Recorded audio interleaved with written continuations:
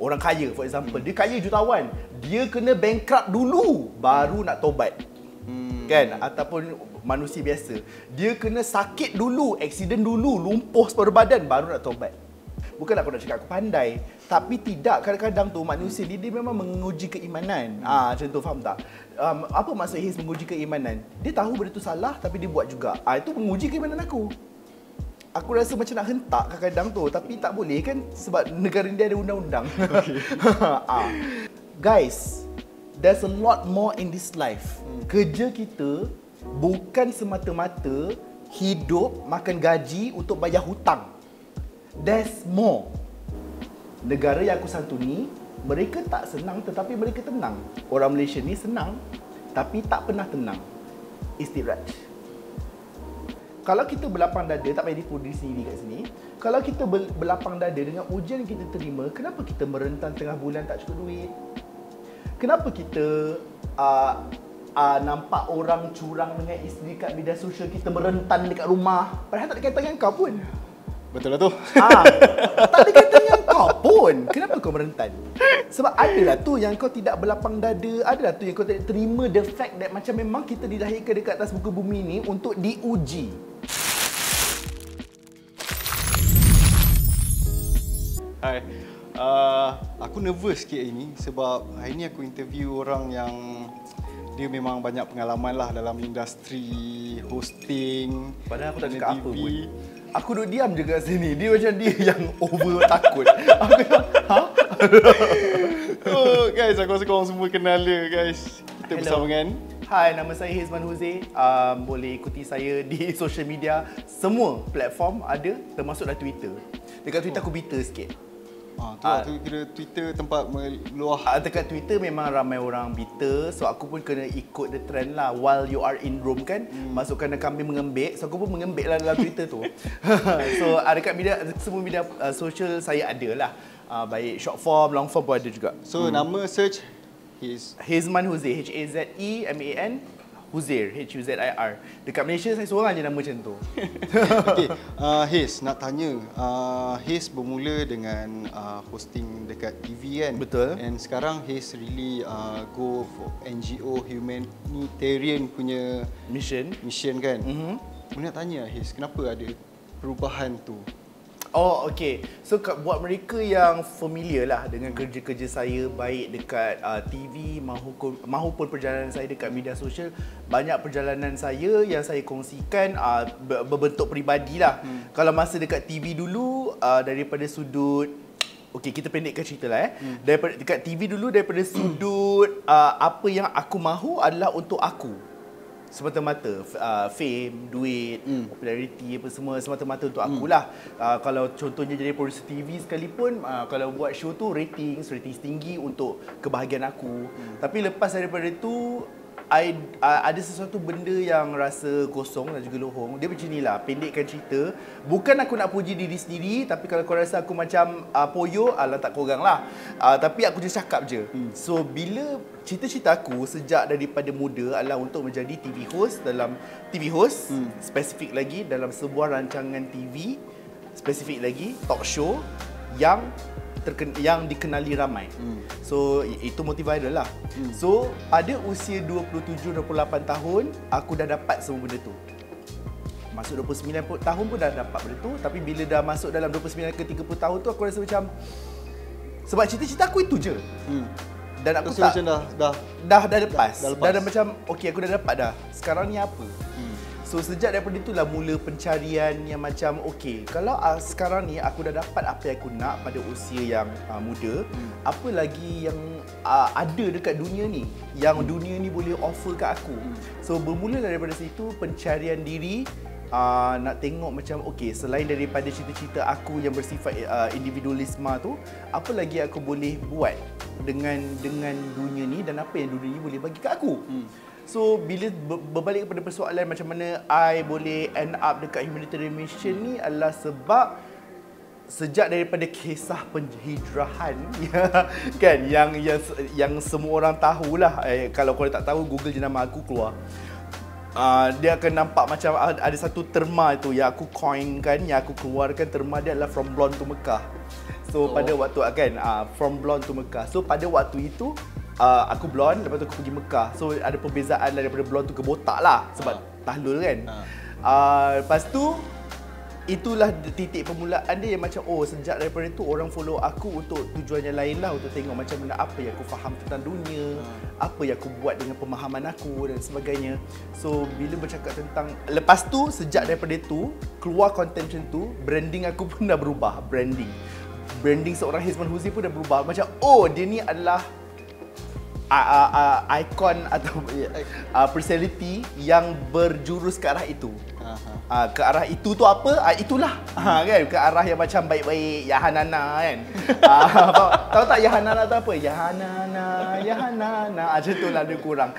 Itu berdasarkan pemahaman orang terhadap aku. Ikutlah suka hati kau lah. Tapi sejak daripada itu banyaklah jemputan-jemputan ajak aku pergi. Pertama bagi talk, kedua buat misi-misi kemanusiaan yang macam ni. Sebab bila kita buat misi kemanusiaan, ia seiring dengan geng-geng Yahanana yang suka buat misi-misi kemanusiaan macam ni. So aku dijemput, sejak daripada situ aku suka dan aku teruskan buat. Dan disebabkan aku ada platform YouTube, Instagram, apa benda semua, dan dia berbalik juga, bergabung juga dengan apa yang aku rasa sebelum ni. Yang kita rasa sebelum ini adalah apa yang kita semua nak. Semua orang mahukan dambakan dikenali, disayangi oleh ramai orang, ataupun dalam erti kata lain kadang-kadang tu populariti, kekayaan. Aku rasa itu kebanyakan orang mahu benda tu. Tetapi aku juga nak tampilkan sesuatu yang baru. Dan sesuatu yang baru tu adalah untuk menunjukkan kepada orang yang there's more to life than just there's just wealth, richness, popularity, dan dapatkan validation daripada orang ramai yang kau sendiri tak kenal pun. Dan dekat situ aku offer macam, guys, cuba tengok ada kat sini orang susah. Guys, cuba tengok dekat sini, Waimah dekat Malaysia sekalipun ada sekumpulan anak-anak yang dilahirkan dekat dalam negara tetapi tiada dokumen, tidak ada peluang untuk pergi ke sekolah. Maka dengan itu, mak bapak diorang pun tak diberikan peluang yang sama. So kemiskinan itu masih lagi berulang terus. Ataupun contohnya pergi ke Syria. Kau pergi ke sebuah tempat yang macam tempat pemulihan untuk orang yang kena bom. Contohnya yang aku nampak hari tu, yang Hiz pernah sampai lah. Yang aku pernah sampai, dia kena bom, dia buta. Sebab bom tu bom kimia. Lepas tu diorang belajar balik baca Quran dengan keadaan yang braille. Belajar balik. Lepas tu aku tanyalah diri sendiri. Tak perlu nak tanya korang lah, aku tanya diri sendirilah. Bila last time aku pegang Quran? Macam tu. So sebab tu aku cakap, baik aku tanya diri sendiri daripada tanya korang kan. Aku tanya diri sendiri dulu. So aku betulkan diri sendiri dulu. Sejak daripada aku pergi Syria buat pertama kali pada tahun 2019. Buat pertama kali aku pergi ke Syria pada tahun 2019, 2020. Time tu belum COVID lagi lah, orang tak makan kelawar lagi time tu kot. So aku mendapat sebuah macam okey, apa yang aku nak dengan hidup aku. Tetapi sebelum tu, kenapa aku dilahirkan? Aku ni dicipta untuk apa? Takkanlah semata-mata untuk jadi pengacara TV, popular. Mesti ada something yang So keyword dia dekat sini, nak cakap dengan lebih lanjut, aku rasa 20 episod pun tak lepas. Tapi keyword dia dekat sini adalah apa yang orang boleh belajar daripada pengalaman hidup saya adalah saya sebenarnya sentiasa doakan semua orang untuk berjaya, kaya dan cita-cita mereka dapat pada usia yang muda. Sebab apa? Supaya diorang akan rasa kosong cepat. Sebab itu yang aku rasa, bila semua orang rasa kosong cepat, tak tahu nak buat apa dengan hidup dah lepas tu, sebab kau dah kaya. Kau kaya tapi kau tak happy. Itulah yang aku rasa. Aku dah apa yang aku nak cita-cita tu. Orang yang kaya dia maintain. Itu namanya istidraj lain. Tahu itu namanya istidraj. Istidraj tu adalah dalam bahasa kasar dia lah. Adalah sebuah blessing daripada dia ingatkan kekayaan itu Allah bagi dekat dia sebagai sebuah pujian. Tapi hakikatnya itu adalah ujian ataupun azab kepada dia. Itu yang aku rasa. Dan orang-orang yang tengah kaya ataupun tengah bahagia dan pada masa yang sama tidak ada inisiatif untuk mendekatkan diri kepada pencipta dia, tak kisah. Aku cakap ni bukanlah aku baik pun, aku tak baik, tapi aku cuba untuk menjadi baik. Sebab itulah kita belajar agama. Yalah, kita dalam proses belajar kita tak adalah perfect kan. Tak Tapi perfect. Kita berusaha kalau aku nak yang tunggu terbaik. aku perfect, belum tentu aku mati hidup balik, accident hidup balik pun belum tentu aku perfect. So kita sebagai manusia ni kita sedang belajar untuk menjadi lebih baik. Sebab itulah dia maksud belajar agama. Kita belajar. Okey. So bila kita tak tahu nak buat apa, bila kita tak tahu kita ni dilahirkan untuk apa, benda tu jadi kosong. Yang kamu sebutkan tadi, orang kaya yang tak sedar diri, kan, yang macam kau tak sedar yang bagi kau rezeki tu Tuhan bagi, kan. Itu namanya istidraj. Kesenangan yang diberikan oleh Tuhan tetapi sebenarnya adalah azab yang tidak diredai. Bukan aku cakap, tetapi agama yang cakap. Bukan aku yang cipta perkataan istidraj tu. Tapi aku datang daripada benda tu. Dan istidraj adalah tempat yang mana paling susah nak keluar. Sebab biasalah kan, artis ataupun selebriti ke orang yang dikenali apa semua ni, orang kaya for example, dia kaya jutawan, dia kena bankrupt dulu baru nak taubat. Kan, ataupun manusia biasa, dia kena sakit dulu, aksiden dulu, lumpuh separuh badan baru nak taubat. Betul tak? Itu memang normal kita dengar, tetapi yang kita jarang dengar adalah ketika dia berada di kemuncak, berada dalam kemenangan, tiba-tiba dia ada kesedaran untuk, oh, ini Tuhan bagi. Itu jarang kita dengar. Sebab apa? Sebab ianya paling susah untuk keluar daripada dia masih itu. Dalam awang-awangan lagi. Masih lagi awang-awangan. Itu yang lagi susah nak sedar tu. Betul, aku baru interview seorang artis, nama dia Wahidah Wasini. Ingat tak Wahidah Wasini? Okay, tak, sebab aku takut yang tengok ni budak-budak Gen Z kan. Yang diorang tahu TikTok je, babe. Wahidah Wasini adalah seorang yang pertama dekat Malaysia yang membawa elemen pop etnik macam tu lah, muzik etnik macam tu kan. Okay. So dia menang anugerah dekat anugerah apa benda anugerah industri muzik. Dia menang anugerah industri muzik, dapat anugerah, terus berhenti. Waktu tu dia sedang diuji. Wartawan semua tanya dia macam, Wawa betul ke nak berhenti? Sebab dia tengah kemuncak dia kan. Dekat tengah pegang kat tangan dia ni anugerah. Anugerah industri muzik. Tapi pada masa yang sama macam tak. Aku nak kenal agama aku. Saya pun tak sedar time tu yang dia menang and then dia quit. Tahu-tahu dah hilang. Tahu-tahu dah berdikap, tahu-tahu apa semua. Lepas tu his interview dia dia kata, betul lah, apa yang dia rasa samalah macam apa yang aku rasa. Babe, aku punya rating Motiviral dulu tu berapa juta pula time tu. Keluarkanlah kat YouTube, satu segmen tu boleh dapat berjuta-juta kot views dekat YouTube. Jom nak tanya Haze masa Haze kat Motiviral tu, Haze yang create content tu dan Haze juga jadi macam presenter dia, betul? Dia lebih kurang macam tu lah. Pendekkan cerita, mudahkan bicara, ianya adalah sebuah kerjasama antara orang-orang yang terlibat dalam tu. Lepas tu apa yang viral pada waktu itu kita masukkan dalam show dan kita discuss. Kita bukan mengumpat. Kita tak mengumpat. Kita macam kita discuss dengan orang yang diviralkan tersebut. Lepas tu pula orang yang tak faham konsep Motiviral tu kan, dia kena macam, kenapa Motiviral ni suka panggil orang-orang bodoh yang orang Malaysia dia pergi viral ke orang bodoh? Kenapa? Aku ingat aku hadap nak interview orang-orang macam tu.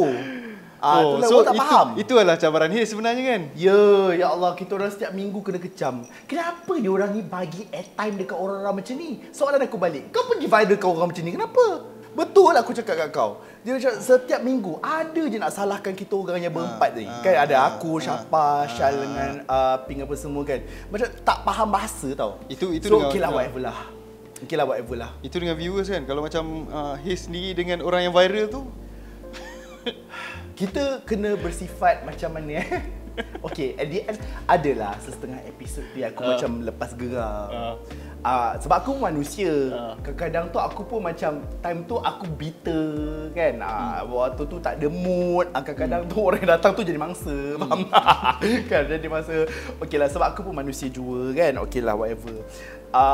Tapi berkenaan tentang macam kenapa orang mempersoalkan. Orang mempersoalkan sebab dia viral atas banyak sebab kan, atas banyak sebab. Okeylah, whatever lah, benda pun dah lama dah lepas apa semua. Just nak bagi tahu dekat sini adalah macam okey, pada waktu itu aku dijadikan TV producer, okey, penerbit TV. Penerbit TV, KPI dia apa? Ratings lah. Okey, so dia nak dengan bajet yang sikit nak ratings juta-juta. Okey, dengan bajet yang sikit ratings juta-juta. Dengan kita orang ni pada waktu tu tak ada nama. Kan? So kalau nak keluar TV tu macam mana nak dapat rating macam tu? So aku rasa pada waktu itu aku adalah orang yang bijak lah. Sebab dengan bajet yang sikit mengeluarkan sebuah formula untuk sebuah TV channel, tapi masih lagi boleh mendapatkan views ataupun rating yang tinggi. Dengan cara apa? Dengan cara itu. Tak kisahlah orang rasa macam show ni bodoh lah. Dek, at the end of the day KPI itu capai, itu je. Tapi itulah dia. Hidup aku pada waktu itu adalah berdasarkan KPI. Adakah tu salah satu program yang paling mencabar Haze pernah? Tak adalah senang. Senang? Senang nak buat. Sebab yang memviralkan kan orang Malaysia. Kita just tadah je, kita tengok je dekat Twitter, dekat YouTube. Apa yang tengah hangat sekarang ni, panggil je lah. Bukan tak susah mana pun. Pada waktu itulah. Selain motif viral, apa lagi yang banyak. H Live punya aku produce. Sebelum tu lagi ada satu show yang tu bodoh. Yang aku akui bodoh. Nama dia Berita Sangat Serius. Berita Sangat Serius tu dia adalah sebuah apa dia panggil lah, sebuah, dia macam apa, dia acah-acah berita. Tapi berita dia sampah sarap gila. Konten dia tu? Konten dia memang sampah gila. Berdasarkan kisah yang benar, berita yang benar, tapi aku jadikan dia berita yang serius. Faham tak? So itulah dia. Dia macam satira, tahu tak satira? Dia macam parody. Parody kepada berita yang ada. Sebab pada waktu tu aku buat tahun 2017 ke, tak ingatlah berapa tahun, 2017 2018 macam tu.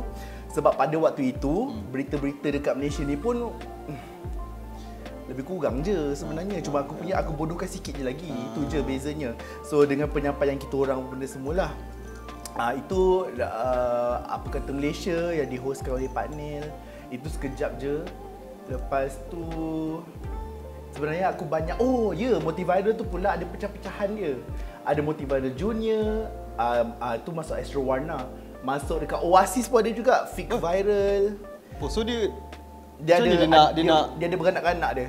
Dia masuk Oasis ni channel yang agama. So macam mana dia? Kenapa pasal tak tengok?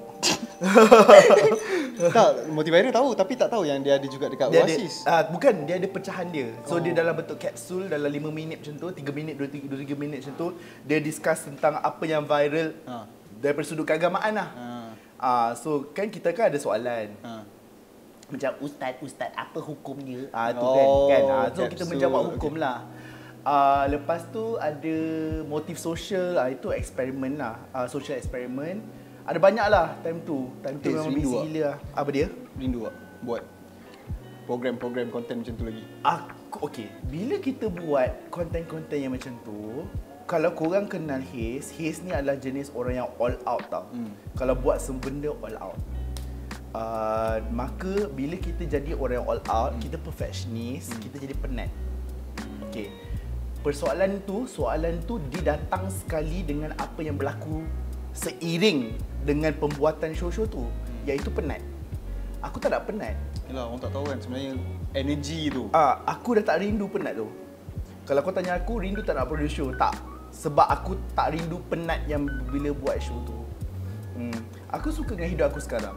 Sebab hidup aku tenang. Muat jiwa. Aku suka hidup aku sekarang. I prefer this one. Yeah. Okay, kita berehat jap. Kejap kita sambung balik sembang dengan Haze. Haze nak tanya. Haze cakap pasal energy dia kan. Apa energy apa?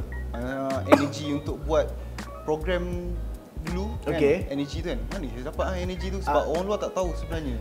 Saya sekarang ni duduk macam ni baru rasa macam mana nak dapat energi ni Energi, okay, kalau tengah daripada duduk, penyampaian. kalau tengah duduk sekarang ni rasa energetik kan. Tapi sebenarnya simpan tau. Kau tanya PA aku kalau dekat kita orang tengah makan ke benda semua, aku tengok Netflix. Dia tengok TikTok. Kita orang buat hal sendiri. Dekat dalam kereta, aku tak banyak bercakap. Dekat sebenarnya dalam kehidupan aku. Percaya ataupun tidak, aku adalah seorang introvert. Tapi ramai orang tak percaya benda tu. Macam tu. Kau beritahu aku tipu dapat apa? Kaya ke kalau tipu korang? Tak. Apa dia? He's seorang intro. Aku seorang introvert, tapi cuma orang tak percaya benda tu. Cuma, kenapa? Sebab bila depan aku ada kamera, aku kerti switch. So apa tenaga yang aku dah simpan, sebab itulah aku dah habiskan kopi ni. Faham tak? So bila aku pandai keluarkan tenaga, nanti kau tengoklah bila aku bayar aku dah penat. Sebab aku jenis orang yang macam tu. Tetapi dia bagus tau bila kita macam duduk diam dan mendengar. Bila kita mendengar, bila introvert ni sebenarnya pada pendapat aku lebih pandai daripada orang extrovert. Sebab apa? Extrovert kerja dia macam keluarkan. Keluar. Tapi tak ada apa yang input pada dia. Orang yang sentiasa senyap adalah orang yang sentiasa mendengar. Orang yang sentiasa mendengar, sentiasa belajar sesuatu yang baru daripada orang yang menyampaikan kepada dia. Sebab apa, perjalanan hidup kita ni sentiasa ada ilmu baru yang kita nak belajar. Macam contohnya, dulu aku mungkin pandai daripada sudut buku. Tapi sekarang ni aku sedang belajar untuk mengendalikan manusia, macam mana nak berhadapan dengan manusia, macam mana untuk belajar bersabar dengan kebodohan manusia dan sebagainya. Faham tak? Bukanlah aku nak cakap aku pandai, tapi tidak, kadang-kadang tu manusia ni dia memang menguji keimanan. Macam tu, faham tak? Apa maksud Hiz menguji keimanan? Dia tahu benda tu salah tapi dia buat juga. Itu menguji keimanan aku. Aku rasa macam nak hentak kadang-kadang tu, tapi tak boleh kan sebab negara dia ada undang-undang. So daripada sudut tenaga tu dulu datang daripada keinginan untuk berjaya. Sekarang ni tenaga aku datangnya daripada sudut macam aku nak orang faham apa yang aku sedang alami. Sebab apa yang aku rasa sekarang ni aku happy. Orang tak faham, budak-budak zaman sekarang lah especially nak jadi sibuk nak jadi influencer ni kan. Macam diorang semua sibuk nak kejar popularity benda semua. Fine lah, ikutlah suka hati korang, hidup korang kan. Tapi ada yang lebih besar dan lebih penting daripada tu. Macam orang-orang dekat dalam contohlah industri seni ke, industri hiburan ke benda semua. Aku tak boleh nak sebut untuk industri lain. Tapi kadang-kadang diorang rasa macam bila dah famous dekat dalam tu kan, macam akulah raja segala dunia. Tapi tak weh, cuba kau berhenti. Lepas tu kau keluar, kau travel, engkau tengok dunia sebenar ni, kau baca buku. Dunia ni besar pun tahu. Dunia ni besar tau, luas. Yang macam kalau aku masih lagi dekat keadaan aku yang lama dahulu tu, aku ingat macam itulah dunia aku. Tak payahlah aku nak masuk dalam dunia seni sekalipun. Kalau kita kerja office ni, kita pergi masuk kerja, keluar subuh, balik isyak. Keluar gelap, balik pun gelap. Dunia apa yang kau kenal? Dunia yang kau kenal adalah dunia yang di dalam kubikel kau saja. Hujung bulan kau bayar bil. Tengah bulan kau tak tahu nak buat apa. Nak keluar pun tak boleh apa semua sebab gaji dah habis dan sebagainya. Faham tak? Sebab dunia kita tu macam besar tu je. Tapi kalau korang macam step back ataupun keluar, ataupun dalam erti kata lain berhijrah keluar, aku akan nampak macam bapak besar dunia ni dan macam-macam kau boleh buat. So itu yang aku nak sampaikan kepada orang. Sebab itulah energi aku sekarang ni, bak kata kau tadi tu, aku punya tenaga sekarang ni nak menyampaikan kepada orang ni macam, guys, there's a lot more in this life. Kerja kita bukan semata-mata hidup, makan gaji untuk bayar hutang. There's more. There's more to money.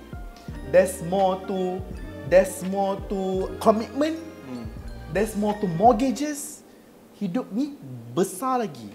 Dan selagi mana kita tak nampak benda tu, selagi itulah kita akan rasa macam hidup ni meaningless.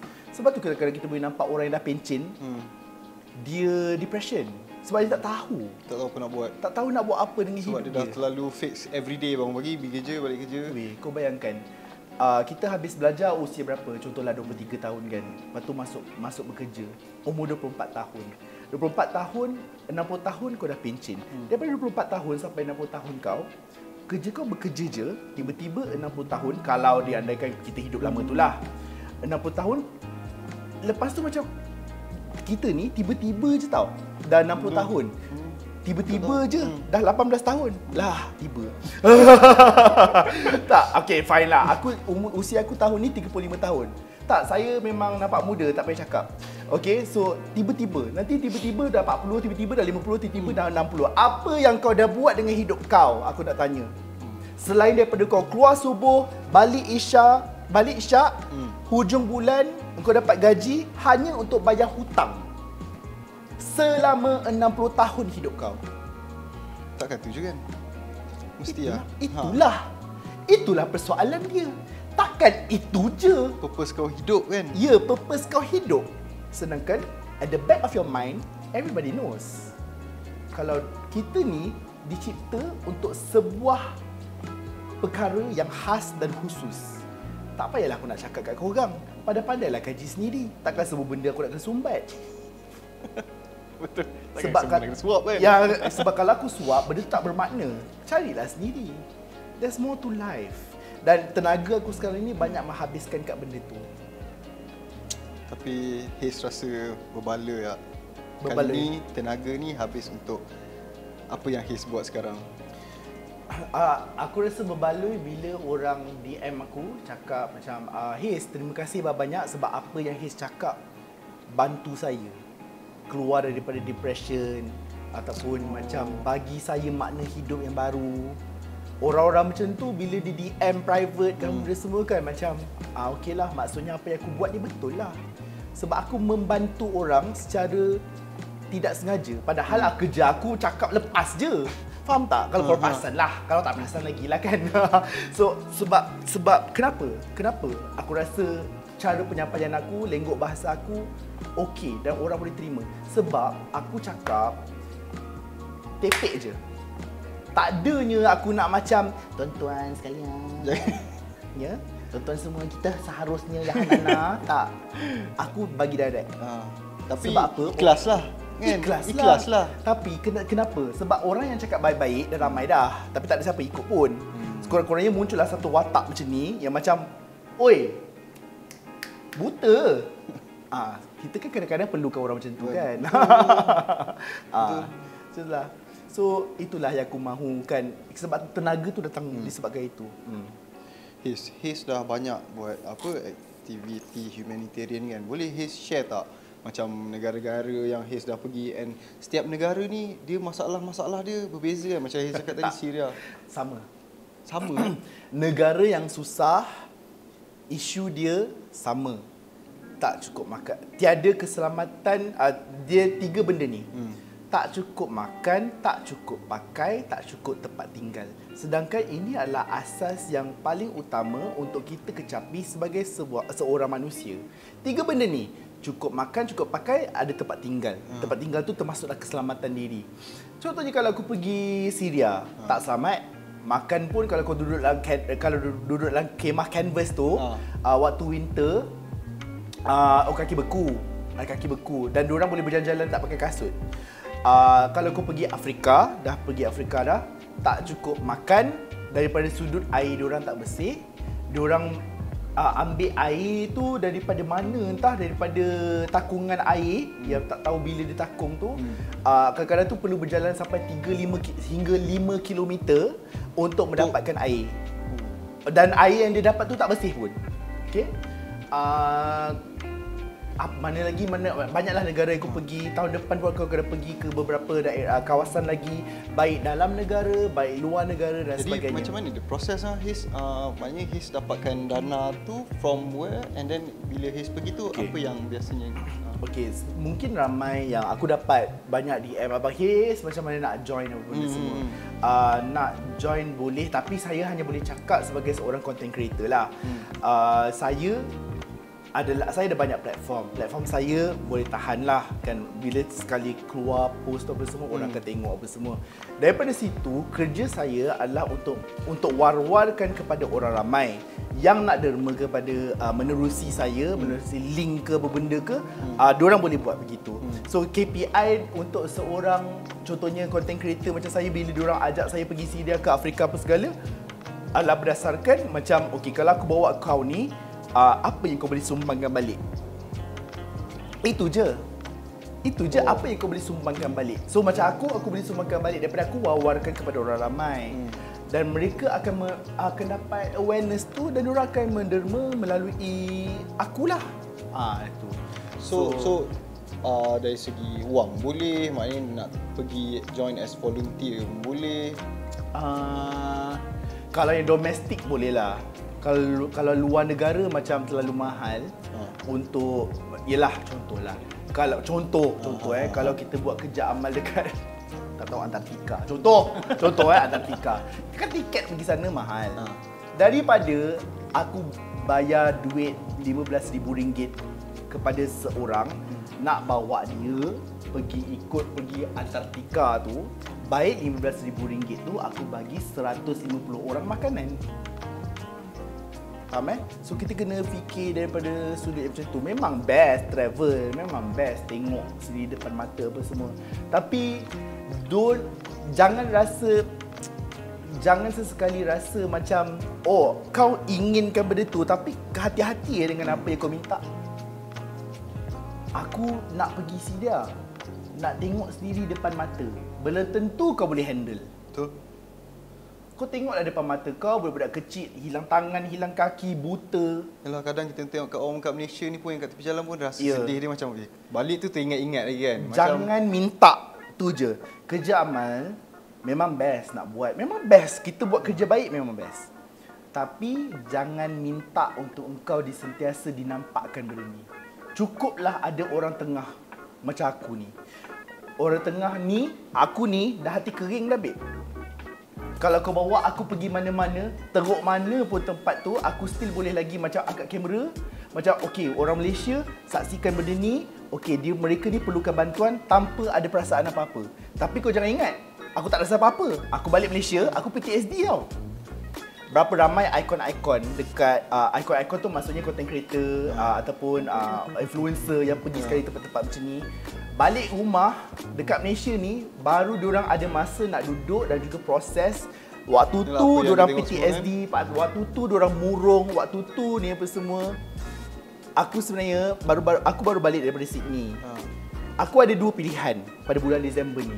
Sama ada aku nak pergi Syria atau Sydney. Ya. Okay. Tapi sepanjang tahun 2022, aku cakap kat diri kan, aku dah penat. Aku dah penat tengok, fikir masalah orang. Dan aku hanyalah seorang manusia. Bulan 12 kan, banjir kan. Lepas aku dapat tahu pula adalah satu ahli politik tu kan, dia pergi bercuti pula kan, padahal negeri kau tengah banjir ni. Waktu tu aku marah tau. Aku macam kepala timun. Aku pula yang kena fikir masalah rakyat kau, yang kau boleh pergi bercuti. Wah. Habis tu kau ni apa tu? Macam dia tak tahu bulan 12 tu adalah musim. Apa fungsi kau dekat situ? Lepas tu kenapa aku pula yang kena sibuk masalah masyarakat, sedangkan itu bukan kerja aku. Aku okey, orang yang buat kerja misi kemanusiaan ni, percayalah, kalau semua orang yang dilantik buat kerja mereka, NGO tidak akan wujud di Malaysia. Betul tak? Betul. Kalau semua orang, sekali lagi aku ulang, kalau semua orang yang dilantik buat kerja mereka, NGO tidak akan wujud di Malaysia. Selagi mana ada NGO dekat dalam negara ni, maksudnya adalah yang tak kena tu. So, okey, boleh tengok dari situ kan. Saya jujur tak nampak perspektif view daripada sini. So Haze, masa awal-awal Haze dulu pergi dekat, aku macam marah sangat kan. Tapi sesuai lah dengan kemarahan aku tu. Sebab aku dah tengok macam-macam. Yalah. Aku pula kena fikir kenapa. So macam masa awal Haze pergi kan, mana mesti Syria ke mana Haze first pergi tu, macam mana Haze handle tu balik tu? Oh, kalau Syria tu aku menangis kat situ juga. Dekat Syria. Syria tu aku menangis kat situ juga. Tapi kita orang ni ada satu pemahaman, jangan menangis depan penerima manfaat. Iaitu orang-orang yang kita tolong tu lah. Jangan menangis depan orang sebab mereka tu, kalau kita tengah susah. Engkau nak ke tengok orang yang tolong kita tu menangis tengok kita punya musibah kita kena ni? Apa perasaan kita? Macam, teruk sangat ke hidup aku ni kau nak menangis depan muka aku? So itu kesilapan aku lah pada misi yang pertama tu. Lepas daripada tu, aku pergi buat kerja amal dekat Sempurna. Lepas tu ada beberapa lagi lah waktu PKP, aku tolong apa semua. Itulah yang aku sedang buat dan sedang belajar sekarang ni. So kalau nak betul lah tu, kebanyakan kalau tengok sekarang dekat social media ada yang macam tolong orang susah kat tepi jalan. Dia bagi makanan sambil dia nangis-nangis, dia esak-esak gitu, which kesian juga tengok dekat si yang orang yang menerima tu. Apa kata Haze? Macam ni lah. Tak tahu lah, adakah itu nak Dia jadi jenis, konten juga ke? Dia jenis nak buat kerja amal ni kadang-kadang sebab dia melibatkan manusia. Manusia yang memberi dan juga manusia yang menerima. Manusia yang memberi tu ada macam-macam jenis orang. Dapat macam aku ni jenis hati kering, bitter kan. Macam tu, macam ambil benda semua. Lepas tu jenis tegas juga. Aku jenis tegas tau. Sebab setengah orang yang kita bantu ada juga pemahaman yang macam segi mereka ni nak ambil kesempatan kepada kita. Aku pernah stop buat kerja amal kejap sebab asyik kena tipu je. Kena tipu dengan? Kena tipu dengan abang ni saya susah. Sebab kau tengok kat Instagram kan. Kau tengok kat bahagian komen. Dia tak kisahlah dekat mana-mana portal berita ke benda semua, nanti akan ada komen yang macam anak saya dengan anak saya dah lama tak makan selama 3 bulan dan benda semua. Itu. Okey. Dia nak easy access. Easy access apa semua. So daripada sudut itu aku dah mula seimbangkan daripada segi macam nak buat baik boleh, tapi baik-baik buat baik. Itu yang aku belajar sepanjang hidup aku lah. So berbalik kepada yang begitu, yang macam orang macam nak bagi nak tolong tapi macam macam tu. Macam tu.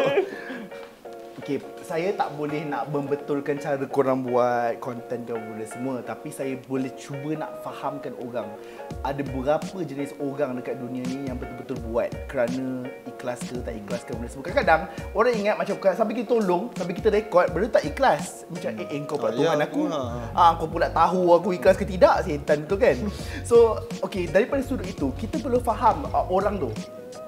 Orang yang memberi tu datang daripada pelbagai sudut, background dia yang berbeza, kadang-kadang dia tak sensitif, kadang-kadang dia tak ni. Persoalan aku adalah seorang manusia tu mesti ada ramai kawan. Kawan-kawan kau ni tak ada function sangat ke sampai tak boleh nak tegur? Dia sentiasa berbalik kepada diri sendiri. Kalau kamu ada kawan tu macam tu kan, kau tahu benda tu salah, dia tak sedar tau. Of course lah, dia tak sedar. Apa kerja kau? Kenapa kau tak tegur? Diam tepi dia. Diam tepi lah. So kita ni nak komplain boleh, tapi pastikan kita ni adalah penyelesaian kepada masalah tersebut. Yang orang yang itu ada kawan-kawan tau, termasuklah ahli-ahli politik benda semua yang kadang-kadang tu suka buat statement bodoh dekat media sosial apa semua kan. Aku selalu tanya macam, mana pegawai khas diorang ni yang sampai dia boleh keluarkan statement bodoh dekat media sosial, sampai kan aku merasakan macam kau ni tak sensitif langsung kepada rakyat. Aku tak salahkan ahli politik tu je. Aku ni salahkan orang yang bekerjasama dengan sekeliling dia lah. Orang sekeliling dia lah. Sebab kadang-kadang dia pun kadang-kadang tak sedar. So tak dia sedar. perlukan orang sekeliling dia untuk tegur kan. Ya, takkanlah nak dia hire pula satu team untuk advice dia benda tu. Melainkanlah ahli politik tu sejenis degil macam keldai, lain lah cerita kan. Orang-orang lain dah bagi dah pesanan, jangan. Tak ada nak buat juga. Itu lain cerita lah. Ada je, bukan tak ada kan.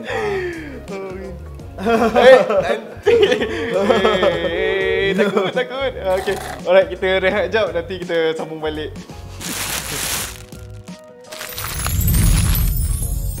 Okay, kita kita kembali. Okay, Haze. From TV presenter and from TV industry kan, to humanitarian punya projek ni, apa goal Haze? Untuk pada masa akan datang. Okay, ada dua.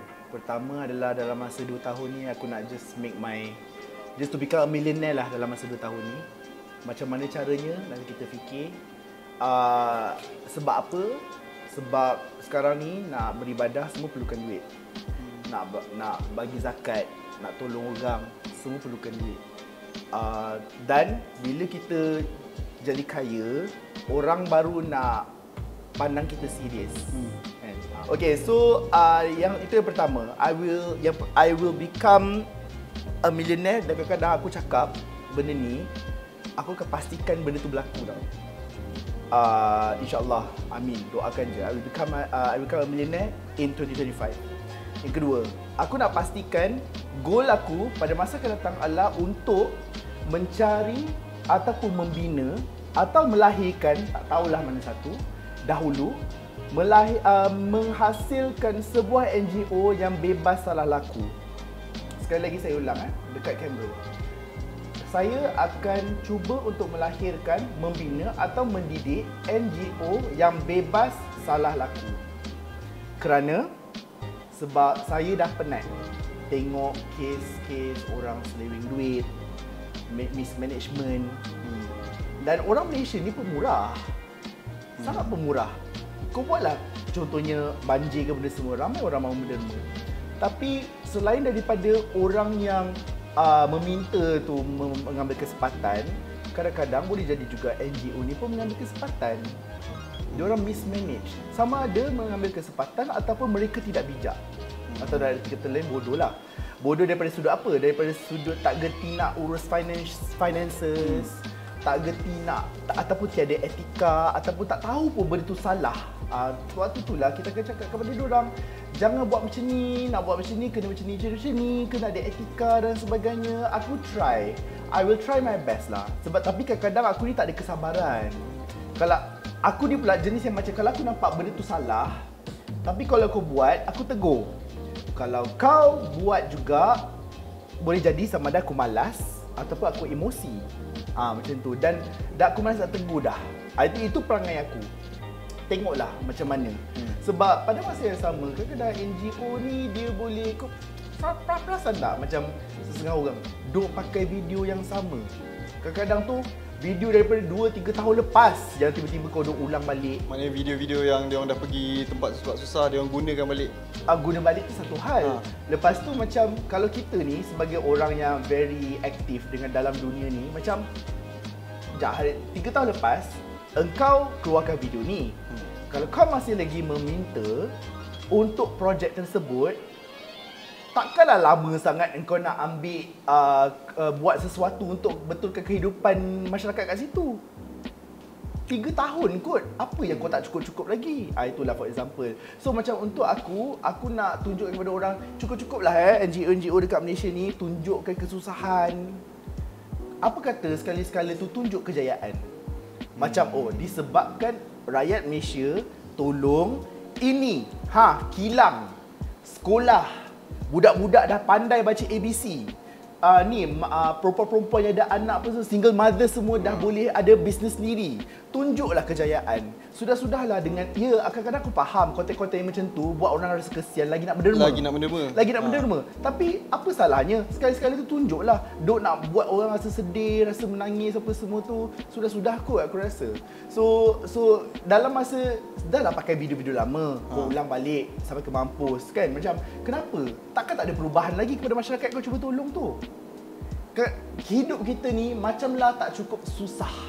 Macam dah tak cukup difficult, macam dah tak cukup kelabu. Bagilah sedikit pencerahan, bagilah sedikit cahaya agar kita ni semua rasa bahagia sejenak walaupun mereka itu berada dalam kesusahan. Yang diorang ni tak tahu. Yang ialah sebenarnya kan, tadi awal tanya saya soalan, apa bezanya antara Syria, Afrika, Sepuna, tempat-tempat susah yang aku pergi ni? Sebenarnya ada satu lagi persoalan yang lebih penting. Apa bezanya negara ni dengan Malaysia? Negara-negara yang susah ni, mereka tak senang, tetapi mereka tenang. Malaysia ni senang Tapi tak tenang. tak tenang. Sekali lagi saya Okey. ulang negara-negara yang saya dah santuni, orang-orang susah adalah mereka memang tak senang, tetapi mereka tenang dengan ujian. Malaysia ni senang, kaya tapi tak pernah tenang. Tak percaya? Bukalah social media. Ada je benda. Boleh His elaborate lagi tak yang part Malaysia tak tenang? Okey, buka satu genre lah, politik. Hmm. Tenang ke? Dah itu je lah. Tak pernah tenang lah aku daripada sejak aku ambil tahu tentang politik pada tahun 1998 yang Anwar Ibrahim masuk penjara benda sebut tu sampai ke sekarang tak pernah tenang. Okey, tak apalah yang bab pemimpin tu. Pergi jalan raya, kau drive selama sejam. Tenang tak? Jam. Hujung bulan dapat gaji. Dapat gaji terus kena transfer. Tengah bulan, kau tenang tak? Tak. Jadi mana lebih elok? Jadi orang Afrika ke jadi orang Malaysia? Sebab tu aku cakap, negara yang aku santuni, mereka tak senang tetapi mereka tenang. Orang Malaysia ni senang tapi tak pernah tenang. Istiraj. Semua. Oh, okey. Jadi macam negara yang